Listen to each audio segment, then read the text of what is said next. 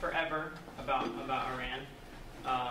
I'm going to give you a quick background to some history around what's kind of developed into the Iran we know today, and give you some questions to think about.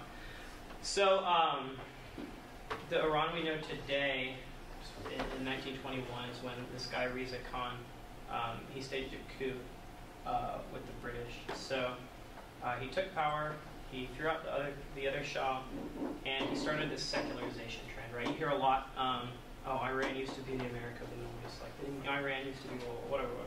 So it was this guy in the 20s that started that, right? Huge secularization.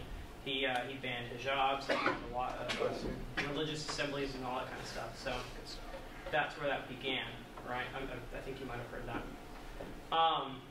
So he gets more and more powerful, right? In the 40s, close to the 50s, they nationalize oil. He does his white revolution, and that's at that point in time they're really cutting a lot of religious institutions, right? So Persia had always been really religious, but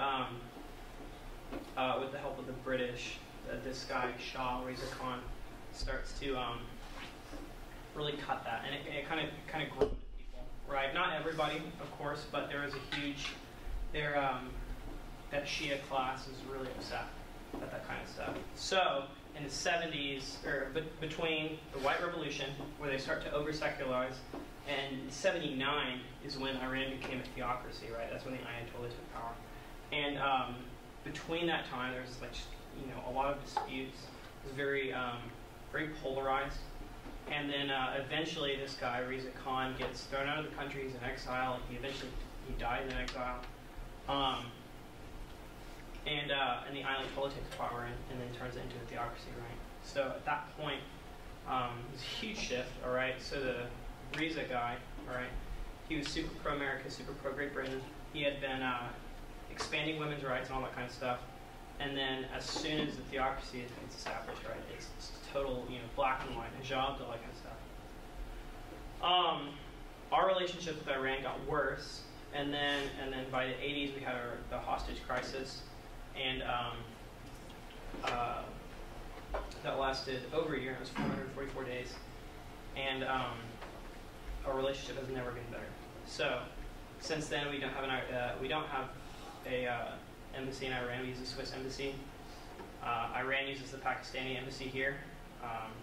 In the 80s, Hezbollah was formed, right? And Iran's been keeping the Middle East destabilized through its proxy terrorist organizations, right? So that's why we consider Iran a state-sponsored terrorism, and that's why President Trump declared their Revolutionary Guard a terrorist organization, because it trains organizations to do that kind of stuff. So in 88, we shot down an Iranian passenger aircraft that we mistook for a military aircraft. I'm sure they thought it was BS. And ironically, the other day, on the 11th of January, we did the same thing to a Ukrainian aircraft. And Iran's always pointed to the passenger aircraft thing, so that's something you should keep in mind. Back in 2015, we had the nuclear deal. In 2018, we finally withdrew. And on the 3rd of January, the most recent thing was when we killed Soleimani. So, with that being said, here's my questions for you. So do you think that if there was enough unrest in Iran, if there was a large enough civil rights issue or something to the sort, right, would the United States have a role in that? Should we, under any circumstance, come to the aid of the Iranian people? Just go take over North Korea. I mean, if that's and China, yeah, all the countries. Take over North Korea. We have our own. Well, taking over is different from helping. Do you think we have a role in destabilizing Iran, since Iran keeps so many other Middle Eastern states destabilized itself? Yes. I would say no. It even goes adverse to our interests. So what was the question? See, have we destabilized? So Iran, should we destabilize Iran? Iranian hegemony is maintained in the Middle East by keeping other states destabilized. That's why it operates through proxy groups like Hezbollah. Do we have a role in destabilizing Iran so that the region can come to more of like an equilibrium? I mean, I don't necessarily agree that destabilizing. That's the only way to stabilize the region. I mean, I think. disagree. I'd say stopping Iran would be the only way to stabilize the region. But like the definition of stopping Iran seems to always be like get rid of the Ayatollah. Like I think there's like a fine line between okay, we're gonna have like some economic pushback and like we're gonna like stop.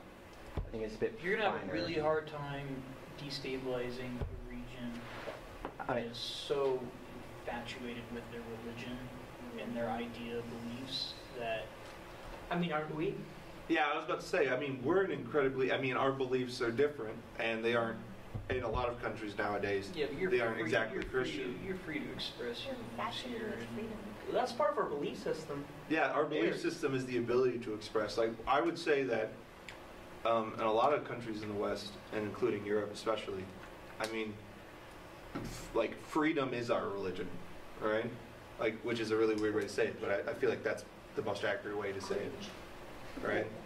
But, I mean, we would have similar problems to that degree, I think, right?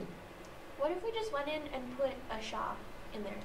We already did that. We tried that. It And didn't work. it didn't work out. That's why He got that's why they canceled. don't It's like not it. his fault. The English put the Shah. I mean, but that's like saying. That's the exact reason why we're here. Yeah, I like, know that. well, But he was it's a like nice you say, guy. He should we didn't do destabilize that. Iran because it'll stabilize the region? It's like, well, we said that Saddam Hussein was destabilizing the region, and so we took him out, and it just made things exponentially worse. And see, Power back that's such a big dilemma because I'm in the belief that like if this country is openly just shooting protesters and killing them, and Iran still hangs gays off of cranes Yeah. and throws them off of buildings and stuff. Like I think that's an international. It's It almost like should- it's almost like Somalia where there's like a genocide going on and starvation and it's kids making Time magazine cover and we're like, well, we can help, but we choose not to. Like we did help in Somalia. Like I have a hard time turning a blind eye to that and accepting like, oh, it's not us. But why we and not the UN? Because the UN sucks. We actually had a whole meeting over Yeah, that. down about the the UN. UN. Have like a standing. UN They don't have- peacekeeping They're troops. falling apart just like the League of Nations. It's Dude, just, Well, dude, if you wear The- stupid blue helmets. Yeah. Yeah, The UN factual. peacekeepers are renowned for being rapists. Really? Like they are, like everywhere they go, rape increases a huge amount. Because they usually go to poor countries that are very lawless, and they're like, well, I'm the only law now, so I'm a rapist. The higher-ups don't do anything about it, too. And they don't do anything about it, Conscious because if they fire those guys, it's going to be the peacekeepers, because no one wants to work for the UN, right? Like, Yeah, the UN, they don't pay for anything. We should absolutely get out of it and watch it UN's collapse. good for one thing, I agree is to getting some our extent. allies to go where we want to go. But we can do that already. We already do that. But yeah, It's just for public opinion. This is like, say, hey, we tried. Oh, Well, then these we guys should are not for let our them do side, and anything then we're else. fine. That should be the only thing they're allowed to do. The UN? Or Yeah, because then we don't have to pay them as much, and then they don't have to rape people as much, and I mean, it's... Yeah, but the UN doesn't have like the it's not resources or money of the troops to like. Which should exactly. Yeah. Let it. abolish that. Yeah, so you can't say send the UN. Oh, to- yeah. So if I'm like- Oh, so Okay, like. so he says at 5. Oh, yeah, we're in the... It's 5:30? No, it's 4. No, I mean, 5:30 is the class. Yes, Yeah. it's 5:30. Well, guys, Are we done right now? I think Bruh. so this is it's a complicated subject, right? And despite our differences, Iran is a very similar country to the United States with regards to its self-interest and self-respect, right? I think there's a few other countries where the people are as into the state as Americans and Iranians. There's a huge Iranian diaspora, especially in the United States. A lot of them are conservative. If you go to the YAF conference, there's a ton of Iranians go to that, like a ton. It's like a gang.